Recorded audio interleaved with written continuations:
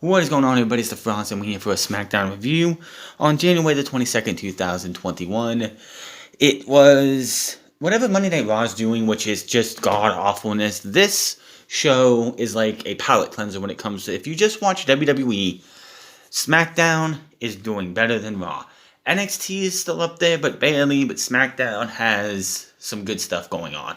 You had Cesaro vs. Dolph Ziggler, which was a really good match. It might have been a match that could have went on a lot longer, but it was a really good match. We had the continuation, of course, of Roman Reigns and Kevin Owens. What's going on with them and Adam Pearce? Of course, there's also things that aren't great on this show when it comes to Bayley and Bianca Belair's stuff that's going on. You had the women's tag team champions in action. The Riot Squad finally seems to be dumping dumbass Billie Kay, who has been awful forever, and not much else, but let's talk about it. We open up the show after a nice little recap of what happened last week with Roman Reigns being outsmarted by Adam Pearce and Kevin Owens. Him and Paul Heyman come to the ring, and Roman Reigns is like, you know what? Like, if I was like Adam Pearce, and he says, I show up all the time. And I was about ready to say, well, you did miss about 4 months of action, but he did mention it. It took my health getting in danger and a global pandemic for me to be staying home. So, here we go. He starts saying, well, what if my elbow hurts? And my other elbow hurts? And my legs hurt? And all this other stuff about all his body parts hurting, his back's hurting because he's been doing everything. Adam Pearce comes out and says, dude, that's enough. This has gone far enough. You're just making this out more than it needs to be. Of course, he keeps talking, and then Paul Heyman says, laughing when Roman Reigns, like with all the disrespect and all the complaining that Adam Pearce does, I can see why you never made it to WWE. Of course, Adam Pearce looks at Paul Heyman and is like, I might take this from him, but I'm sure as hell I'm going to take it from you. So, Roman hands the mic to Paul Heyman and wants him to destroy him verbally. But what happens is Paul Heyman gets a little too, overzealous and says, you know what? I want to have a fight, me and you, one-on-one, Adam Pearce versus Paul Heyman.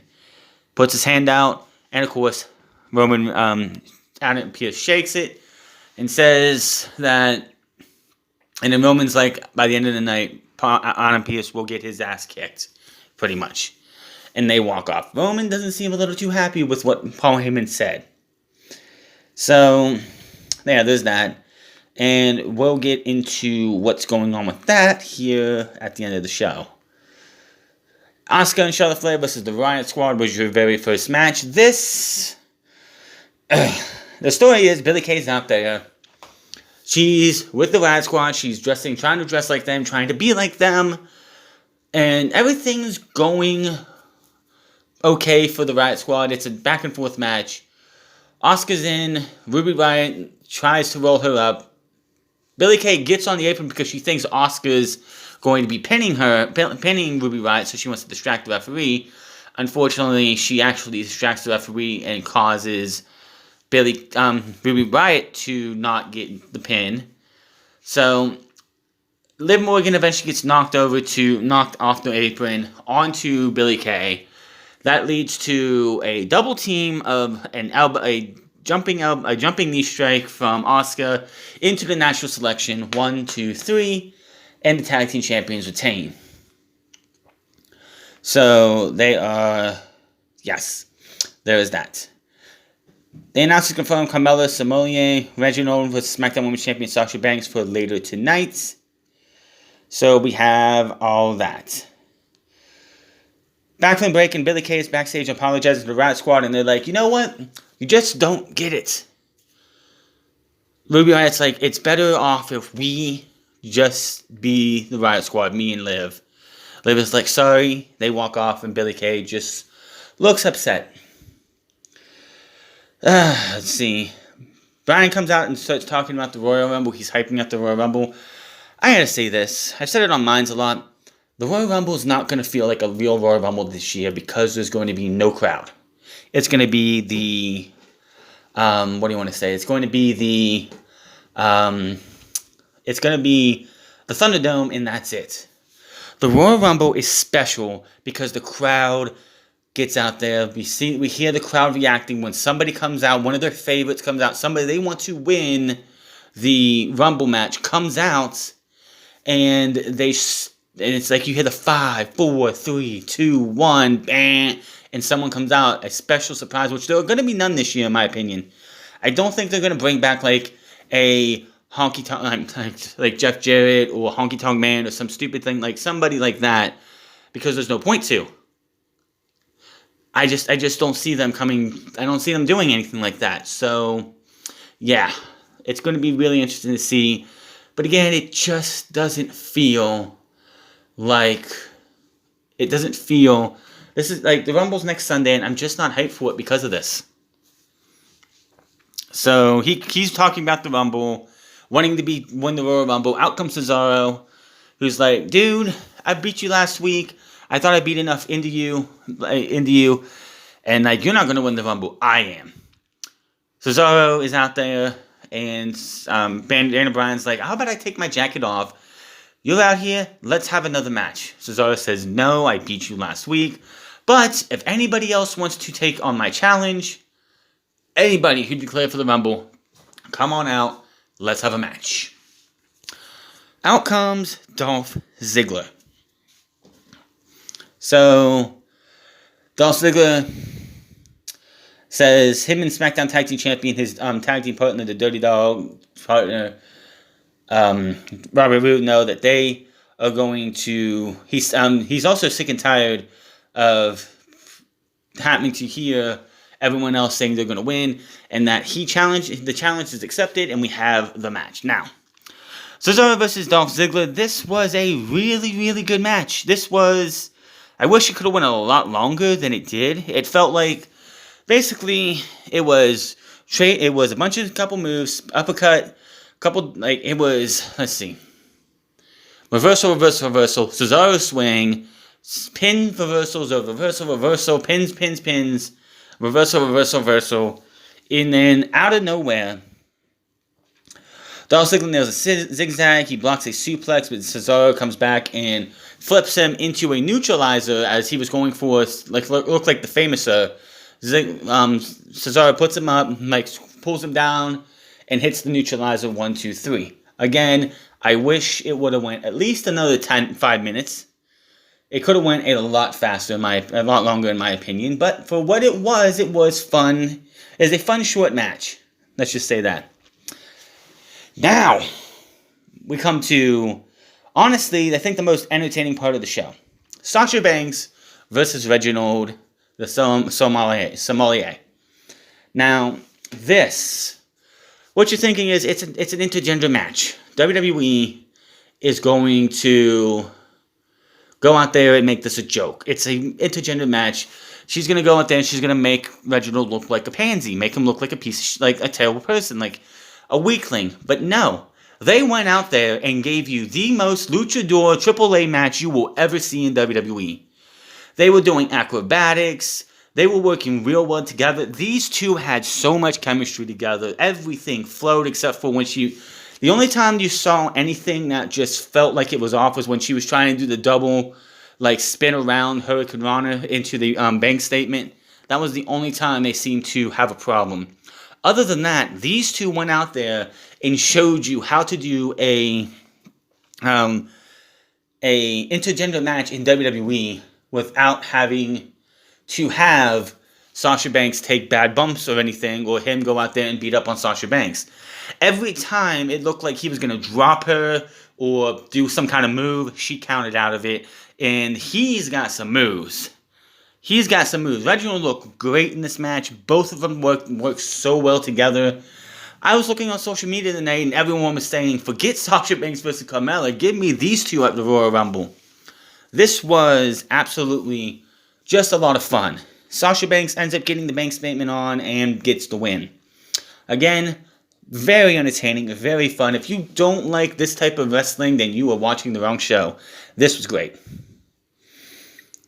Roman Reigns and Paul Heyman are backstage. Heyman says Reigns was so good in the ring, he knows what Reigns wanted him to do, and Pearce fell into it. Reigns says he handed Heyman the mic so he could rip Pearce to shreds verbally, not challenge him to a match, but now Heyman has to go and do this because Reigns doesn't hire a punk to represent him. He hired a man. Reigns asks him what people are going to think of him if Heyman doesn't handle his business. Heyman looks shocked as he has to wrestle Pearce. Reigns tells Heyman to go handle his business, picks up the title, and walks out, and we go to commercial break while Paul Heyman's jaw is still on the floor. Intercontinental Championship match, Apollo Crews versus Big E. Now, this should have been much better than it was. It was just getting started. These guys were out there. They were having a really decent match, a really good match. It was starting to pick up the pace when Sami Zayn, who's been out on the side by the entrance ramp with his hand cuffed, staging a one-man protest, takes the key, unhooks himself, comes in, hits a haluva kick on Apollo Crews, bell rings, Apollo wins by DQ. Then hits a haluva kick on Big E. And he yells down at Big E and Crews while they're laid out, saying, "This here is what a champion looks like," and goes on to his film crew, rants about how he just a servant, he didn't ask for this. So what's probably going to happen at the Royal Rumble is we're going to have a triple threat match, Apollo Crews versus Big E versus Sami Zayn, just to get this stuff all done and over with. Like I said, what they're trying to like promote and do is that they're trying to show that I think Apollo Crews is going to become a heel. He's trying to be more aggressive. He was holding his own with Big E, and it looked like things were going his way. And then Sami Zayn came in and says, "You know what? Nobody, and I mean nobody, is going to beat Big E for the Intercontinental Championship but me. I should be the rightful Intercontinental Champion, not Big E. I got screwed, and I want my title back." And that's where this is going. Will it be at the Rumble? Maybe, maybe not. And then the Street Profits are backstage, walking with the fruit basket. They stop at Dolph Ziggler and Sonya Deville, who finish their chat as Ziggler walks off. They bring a fruit basket for her, but they say that it's been 2 weeks since they lost their tag team titles and they want their rematch. She says, "Listen, Montez, you're not fully healed from your injury. So why don't you guys sit back here, do your funny skits, and when you're cleared, you'll get back in the title chase. But until then, let others get a chance." So they give her the gift basket. She leaves. They're laughing a little bit, and then they get this serious look on their face, like this woman must be joking. They're gonna do what they can to get another title shot before long. Bathroom break, and Michael Cole's on stage for the obstacle course. We're going to skip that over because I really don't give a shit. So Rey Mysterio and Dominik are backstage. Dominik is promising his dad that he knows what to do in the match with Corbin tonight. Rey finally gives in and says he will do things Dominik's way, but if something goes wrong, then Dominik has to do it Rey's way next time. Dominik promises he's got this. He walks off and they go back to commercial break. So we get that match, Dominik versus Baron Corbin. What happened to the Knights of the Lone Wolf? What happened to Steve Cutler and Wesley Blake? They were his minions for about 3 weeks, and then they're gone. Apparently, Vince McMahon must have given up on them. They could be, because there was that thing when Drew McIntyre got COVID, that there was somebody on SmackDown as well, or people on SmackDown as well, who got COVID and were taken off TV, but I don't think it was them. They said it was somebody important. I really haven't seen anybody like missing from WWE or from SmackDown recently. So I don't know. It just seems like this is one of those things where Vince McMahon's like, I don't like it, so we're gonna drop it. And there's no mention of the Knights of the Lone Wolf, like why they're at and why they're not around. So apparently it's just dropped. So basically, Dominik gets some moves in. He puts up a good fight, but Corbin ends up hitting the end of days. 1, 2, 3. Dominik loses. Apparently, he's got to do it Rey Mysterio's way next time. And then we go to the main event, and this is basically what happens. We have Adam Pearce in the ring. Paul Heyman comes to the ring, and he gets to the stairs and trips himself, and he gets tripped up, and his knee just seems to have buckled. He's, doing the same shtick that happened last week. And so he's trying to get up, he falls again, and then he's like, you know what they say? Card subject to change. Out comes Roman. He comes out. He beats the piss out of Adam Pearce for a bit, drags him up this ramp, beats him up some more, drags him up to the area where he threw Kevin off a couple weeks ago. When all of a sudden, Kevin Owens, who had been banned from the ring, from the arena because of Roman Reigns, shows up out of nowhere, beats the hell out of Roman Reigns, fights him all the way to the back to the ring, hits a stunner, takes him out, beats him up some more, hits another stunner outside, puts him through the announce table, goes to get the stairs, but the officials are around to stop that, and SmackDown goes off the air with him saying, You're lucky the officials are here to save you, I'll have your back, Roman," and we cut to black. And that's how SmackDown goes off the air. This, honestly, SmackDown again still is the better show over the. If you compare Raw to SmackDown, SmackDown has been killing it while Raw has been in the toilet for years and just continues to pee in the fucking toilet. SmackDown wasn't perfect. No, the Sami Zayn stuff I'm not getting. Hopefully Billy Kay is done with Riot Squad because they are way better than that. The obstacle course stuff wasn't funny. It wasn't great. I mean, we all know that Bayley is good. We all know that fucking Bianca Belair is a fucking Herculean athlete. Get these two in the ring and fight over something. I don't care if it's a number one contender to see who faces Sasha Banks next. Something. I don't want to see these two lessen to what they're doing now. Let them do what they do best, and that's wrestle. It ain't that fucking hard. But, yeah. Big E versus Sami Zayn versus Apollo Crews is coming up, I'm pretty sure. And, again, Cesaro versus Dolph Ziggler could have went a lot longer. If you cut out Baron Corbin versus Dominik, which we really didn't need, and give that to Dolph Ziggler and Cesaro, that would have been... It would have been a match that was amplified better than what it was, even though it was a really good short match. And again, Paul Heyman, Adam Pearce, Kevin Owens, and Roman Reigns are what's carrying the show. Yes, Roman Reigns talking about his back hurting at the beginning of the show is because he is carrying this show. He has been carrying the show since August. Hopefully somebody else can pick up the space. And again, Reginald versus Sasha Banks 2, please and thank you. But SmackDown, I would say if you would have graded or anything, it'd probably be a B-, maybe a C+. Some good stuff, some meh stuff, some bad stuff. But again, I'd watch this show. If you made me sit down and watch Raw or SmackDown over and over again, this show 100%. SmackDown, I would watch any time of the week over Monday Night Raw because Monday Night Raw fucking sucks. But that is your SmackDown review. Hit that subscribe button, comment down below, like or dislike this video. Find me on Minds at the France Club. Find me on twitch.tv/TheFrance and find me on Instagram at The France Club. And I will see you guys Monday for another shit stain known as Monday Night Raw. Until then, my name is The France, and I'll see you guys later.